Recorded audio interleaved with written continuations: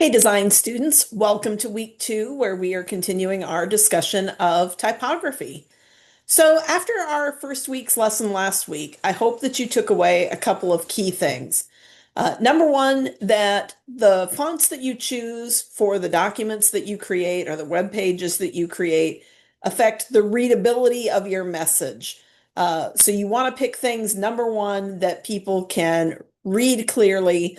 Otherwise, your message is completely lost. But then, second, is that fonts affect the tone of what you're writing. So sometimes your tone may be different, and sometimes a more elaborate typeface might be appropriate for that tone. You have to kind of balance those two factors, making sure that it's readable, but also conveying the emotion and the tone that you're looking for. One of the ways that you can make this decision is to think about context. So, for example, for the place where this text is going to appear, what size or style is going to be the most readable? And remember, your text could be seen in a wide variety of formats. Think about what size it needs to be if you're designing a billboard that's going to be driven by on the highway at 60 miles an hour versus what does it need to look like in a medium that's tiny, like a cell phone? What makes that readable? You'll notice that in both of those contexts, people usually choose sans serifs because they are the clearest to perceive the letters, whether that's in seconds on the highway or whether that's on your tiny screen. And you're looking for stuff with thick line weights so that they'll really pop out. Now compare that to what most printed books use. Many printed books still use traditional serif text like Times New Roman or Cambria or Book Antiqua or any of those, where the lines are close together, where people are ideally reading in bright light, where people can have time to pick out the letters and the sentences. So the right font and readability is never the same across contexts. You have to look at each individual context. You may even need to try certain fonts out next to each other to see which one is going to be the best for your context. Then you can talk about the tone. And the first thing you need to ask is, what kind of a tone are you trying to portray? Is it a serious tone? Is it a casual tone? Are you trying to make it friendly to children? Are you trying to suggest that it's a party? Are you trying to suggest that it's an elegant celebration? Different fonts convey those emotions differently, and choosing the right one for the occasion can add credibility, I think is the best word. If you choose a font that where the tone doesn't match the event, then you don't look credible. So, for example, if you're doing a poster for a grunge music festival and you use Times New Roman, for example, even though Times New Roman is a very serious font, you're not going to be taken seriously because that's not the kind of fonts that grunge music festivals associate with. You know, they're counterculture. They are less polished. They are bolder and edgier. Uh, so the good news is that today there are, literally thousands of fonts. Well, I guess that's good news and bad news because on the one hand, there are thousands of fonts, and you can definitely find a variety of things to choose from. The hard thing is decision fatigue, right? Because if you've got to go through all those websites and look over and over again trying to find the best fonts, that can be really tough. Uh, so never feel bad about choosing uh, from a smaller font set. Don't necessarily feel like you have to go to the thousands of fonts every single time, but know that they're out there, especially if you've got special occasions. And I'll give you an example later in this video. Now, this week we're focusing on using multiple fonts. And in this case, we usually mean two, not like tons, just two, or maybe three, but definitely not more than three, to create visual interest. Why would you ever do this? Why would you not just stick with one font? Well, number one, using different typeface styles, whether that's sizes, colors, weights, or completely different fonts, helps draw people's eye to what is most important on the screen or on the page. Uh, Having different kinds of information in different fonts or in different styles helps signal to people this is one type of information, this is a different type of information. That's helpful for people to see because, to be honest with you, most people in the real world are not reading every single word that you put on the page or screen. They're going to skim.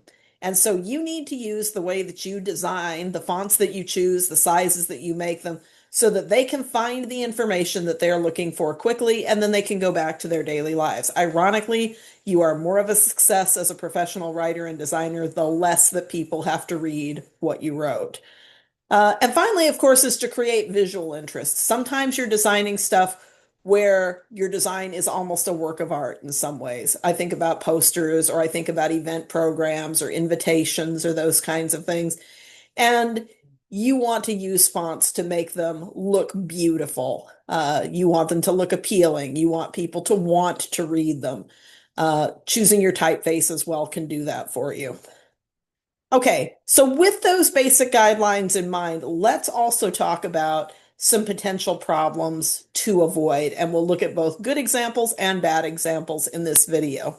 Let me share my screen with you.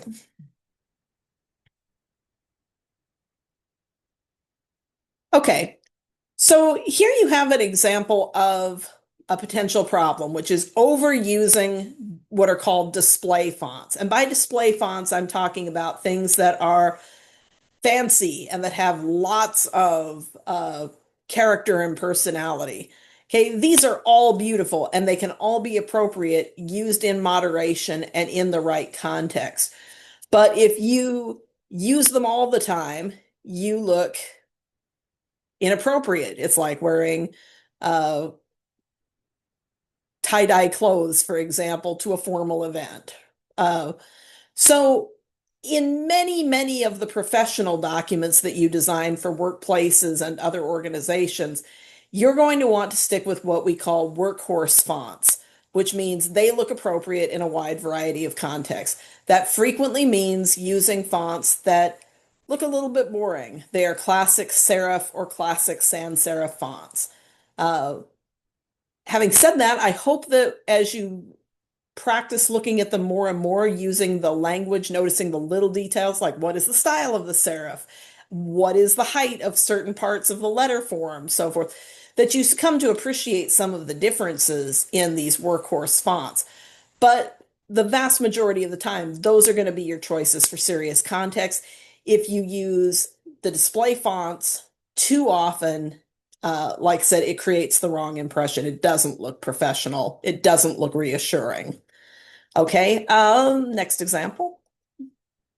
Okay, this is an example you don't want to use too many typefaces in the same paragraph or even on the same page. Every time you use a different typeface, it signals to people that something about the nature of the information is changing.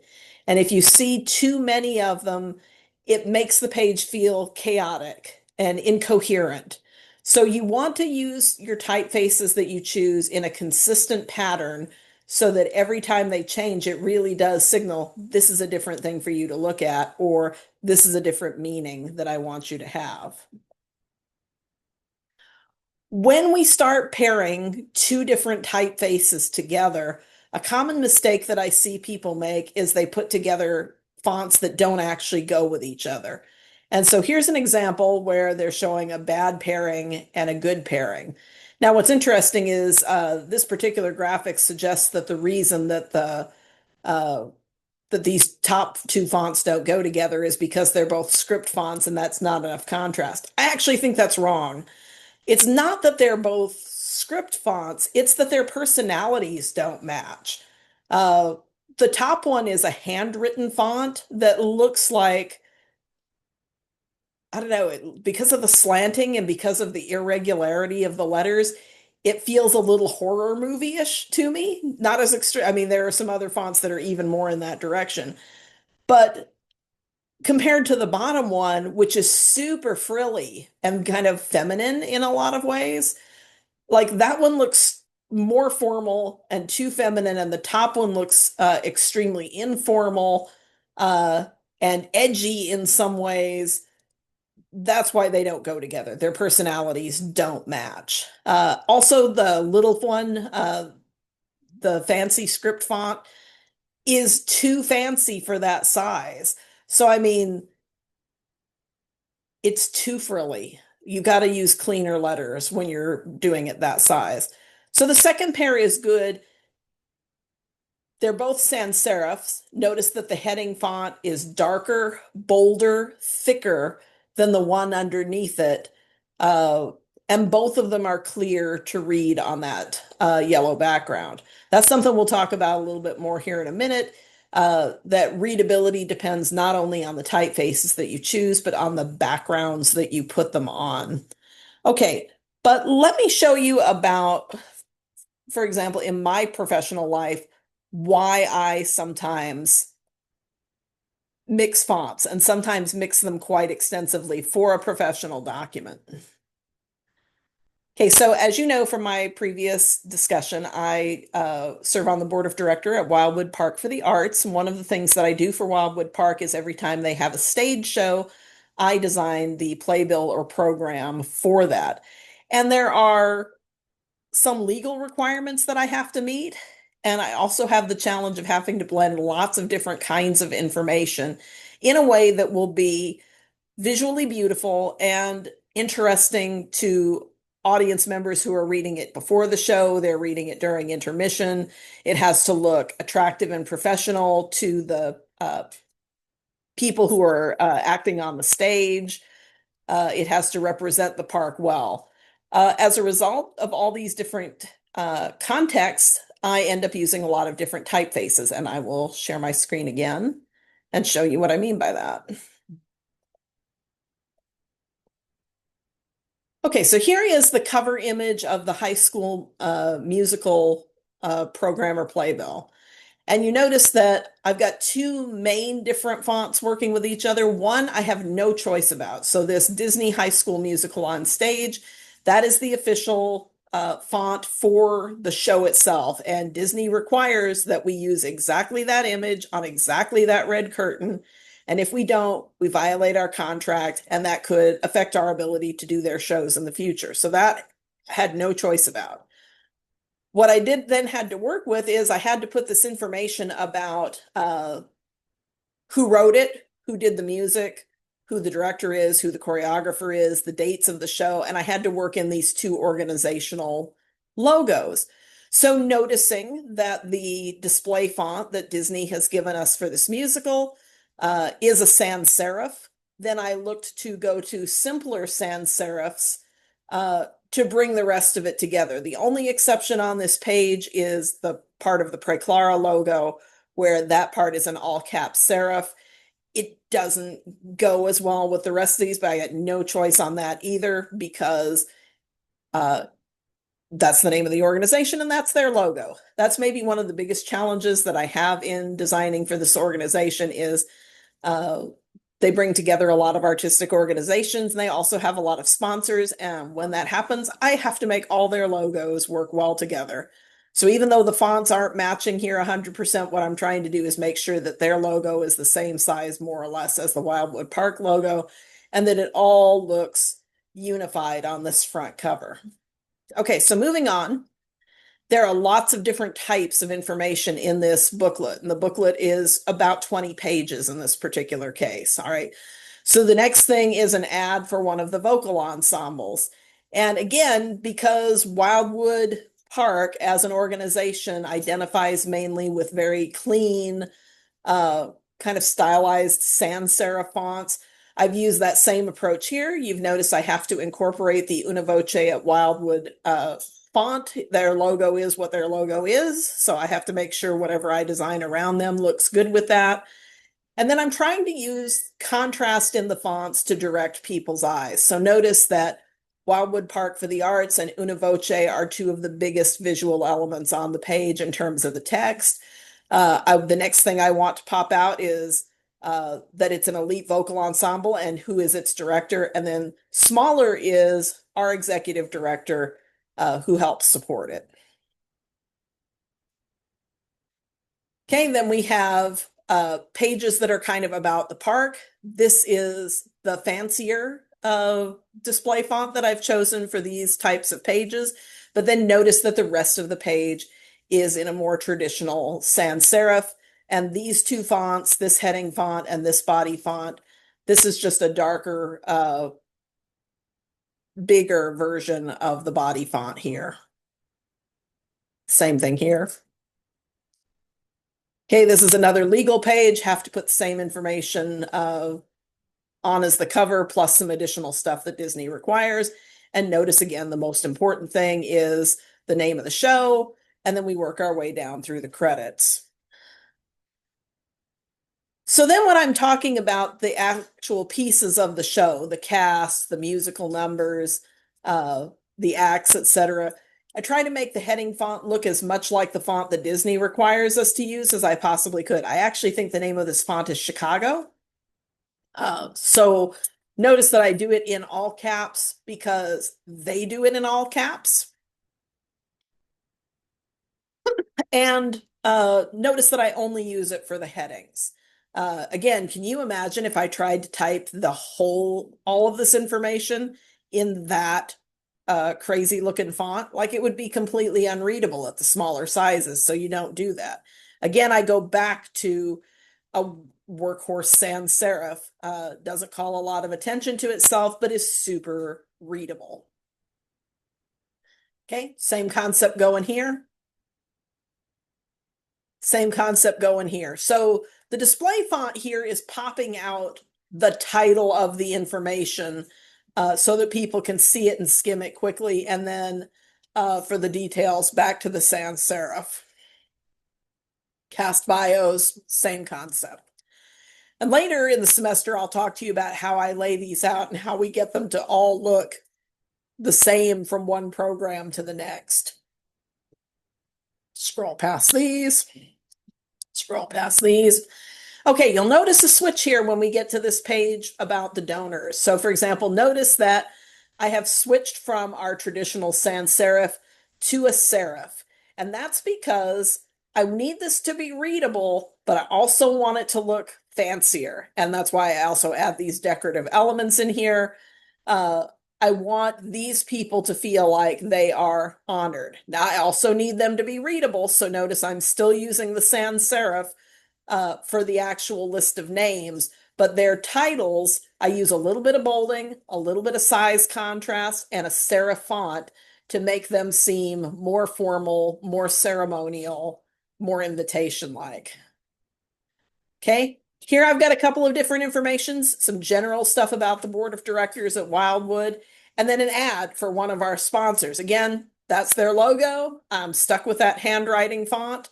It's not bad. So I then try to, again, choose simple elements that make it look unified with what else is on the page and that make it easy to read because we want people to support the drugstore because they support us. Okay, by contrast, here's another ad for Second Presbyterian Church, trying to use the text here both to be a little bit ceremonial. So notice the big scripty S on second. I picked this font to go with it for the Bible quote and tied the red in from their choir robes so that that makes it unified. But again, notice the red used very sparingly and the script font used very sparingly because boy, red is an extremely strong color. You use too much of it and it starts to dominate the page. And that script font, limited readability. I don't want to use any more than one line of that script font anywhere. Okay, weddings ad. Yes, you can rent out parts of our park, including this gorgeous gazebo by the lake, for weddings and proposals. And so for this, notice that, again, the color schemes that I'm using for the typography changes with the images. Now, we haven't used any images yet in our designs for this class, but we will soon. So notice that one of the things that I do is just like I pulled the red out of this picture and put it into that font. Here, I'm taking these beautiful ivory neutral colors to give this, again, a more ceremonial feel. Notice the super ceremonial heading, but we're back into sans serif for the body text. All right, so you kind of get the idea of how this works. Here's another one of those park information things. Here's a couple of ads. And then last but not least, our back cover of the program, which again, color scheme comes right out of that wine glass. Notice that I'm using the serif text. Again, this needs to be super readable, but is also a high class, elegant, expensive event. And just a little bit of italicized sans serif here to make this information look different from what the rest of the page is. Okay, so you see that even though many of those pages use different typefaces, they all have a strategy behind them and they all have a reason for what's going on there.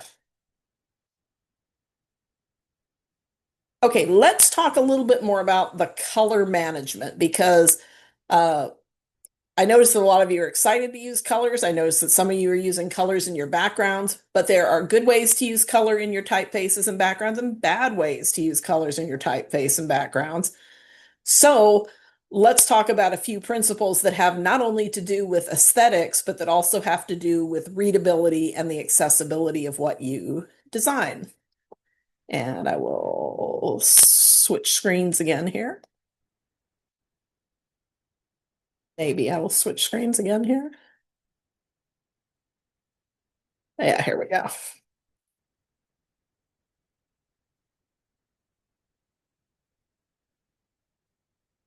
Okay, so color contrast is also super important for readability. And one of the general rules of design for you to keep in mind is that if you want to use dark text, you put it on a light background. If you want to use light text, you put it on a dark background.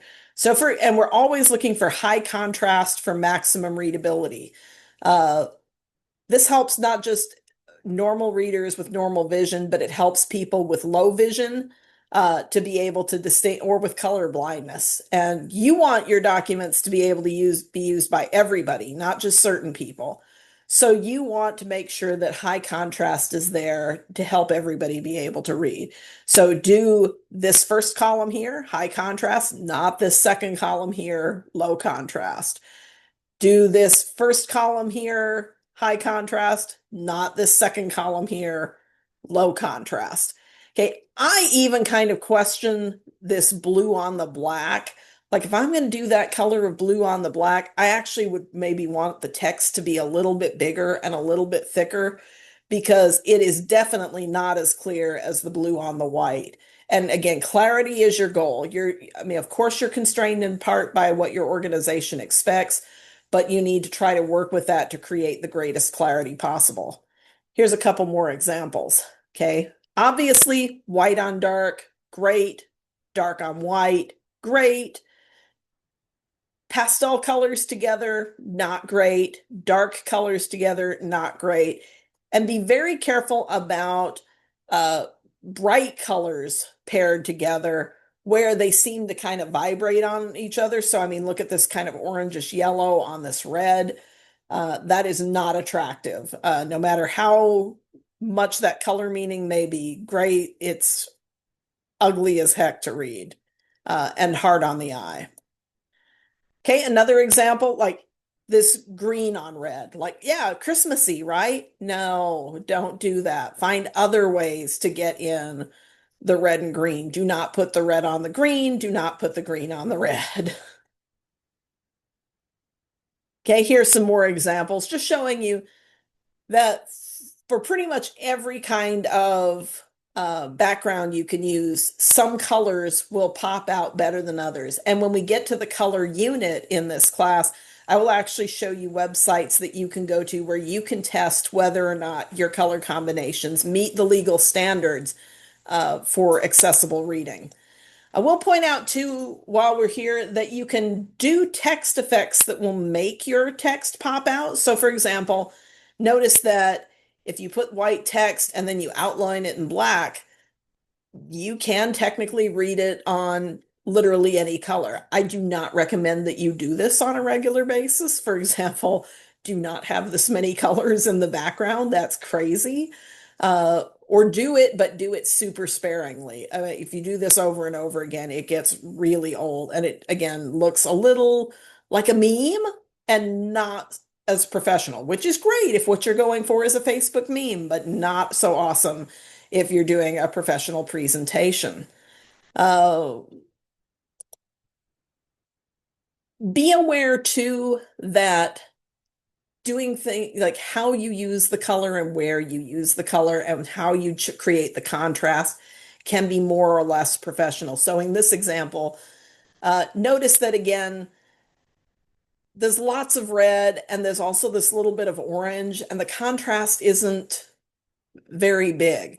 This really radical change of typeface here, where it again looks kind of handwritten and the letter sizes are irregular, throws a weird informality into that headline. Whereas here, the contrast is enough to really call attention to the summer, and it's putting the emphasis on summer with a warm color on summer. So there's a nice coherence of the meaning and the effect that you created without making it feel like you got random.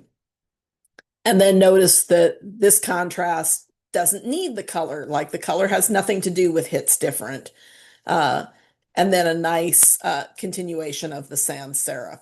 So again, you're looking for emphasis, you're looking for contrast, but you're also looking for readability and you're also looking for coherence.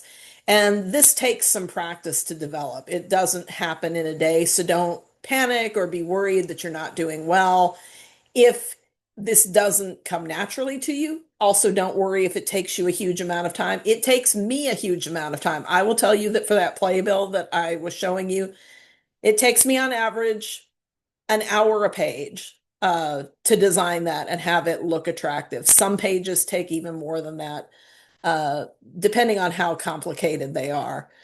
So you're going to need to build in time and you're going to need to build in patience, especially if you're relatively new to these skills. Now, one thing that an organization may do that can both help and hinder you in this respect is creating typefaces and color combinations is frequently part of an organization's branding guidelines. So when you do this for your particular office, or if you get hired by a company, they may already have, as I've kind of indicated, a logo that belongs to them. They may have typefaces that belong to them. They may have colors that they have chosen, and you have to design within those constraints. Let me show you a quick example here. UALR has obviously its own school colors and its own typefaces that it chooses, and it also has a color brand guidelines for an advertising campaign. So let me show you this first.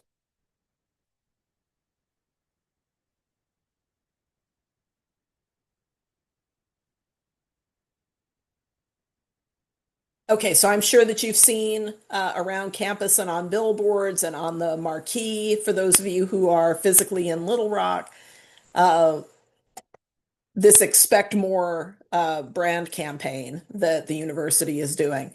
And so notice that because it's part of a brand campaign and because they want the university to always look the same, they always do these little triangle things. And this maroon here, this is our main maroon for the university.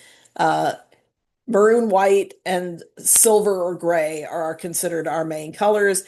And then because that starts to look a little heavy, they actually had an agency come in and work with us, and they picked out what they call the tertiary colors. And I'm going to make this a little bit bigger so you can see this better.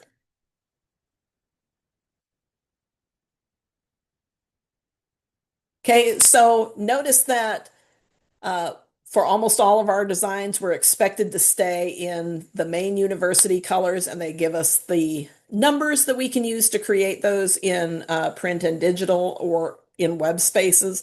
You don't need to memorize that right now. I will teach you more about that later in the semester. And then they have a light maroon, a dark maroon, a light gray, a dark gray. And then we can have these little pops of color, like that little pop of orange at the top, to try to make it a little bit more vibrant and a little bit more 21st century. Uh, but again, we can't just pull that out of our hat. We can't pick any pop color that we want. We have to keep it within uh, these particular sets. So notice that we've got uh, some blues, some greens, an orange, a couple of yellows, with very specific colors that we're supposed to stick to. And not only that, but the university also has very specific typefaces that it has pre-chosen for us. And I'll show you their webpage about that.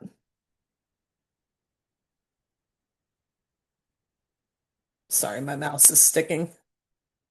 There we go.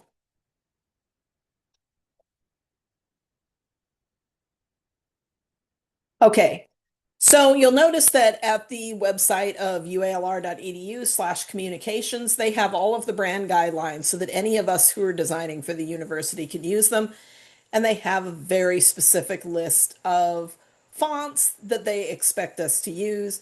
They've chosen a particularly good font. The university font is Roboto, and you'll notice that it is a free Google font, which means it's easy for everybody to get access to. The previous font, Myriad Pro, was an Adobe font, which meant you had to pay to have access to it, and that was terrible. That meant lots of people weren't able to design according to the university standard. So Roboto is free.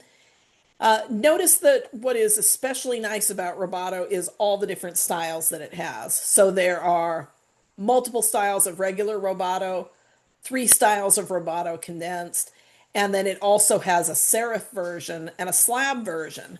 And all of these look beautiful together. So we have instant contrast built into the university standards. We don't have to guess what fonts look good together. They've actually laid out a big font family of stuff that looks good together. So if you are in charge of designing typography for your particular organization, if they haven't already given you brand guidelines, then when you pick them to make brand guidelines, you should think about, again, typefaces that have a large family of styles so that you make it easy and that are free if you can possibly get it for people so that the employees can look professional and consistent across your organization, which again builds your credibility. All right, so this ties into this week's design challenge. Your job for this week is to use some kind of typeface styling to create contrast. Uh, that can be size, that can be style, that can be color. It can be more than one of those things, but you have to figure out a way to take these phrases that are in the homework handout, uh, put some contrast into them while still keeping them readable, uh, adding emphasis where it's appropriate, and making the tone appropriate for the context. And remember that these are supposed to be either for an Instagram post or for like a t-shirt graphic, whichever you prefer. I am not requiring you to pick a specific audience for this assignment, but if you want to, you are welcome to, and you should tell us about that in your sentence or two where you describe your strategy. So, for example, uh, a design of these phrases that might appeal to college students would not appeal to senior citizens. And that might obviously influence your choices. So you don't have to pick an audience, but if that helps you narrow down what you want to do with your design choices, then by all means do so.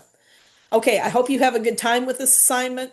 I'm very excited to see your creativity in action, and we will talk about these on the discussion board next week. All right, good luck to you.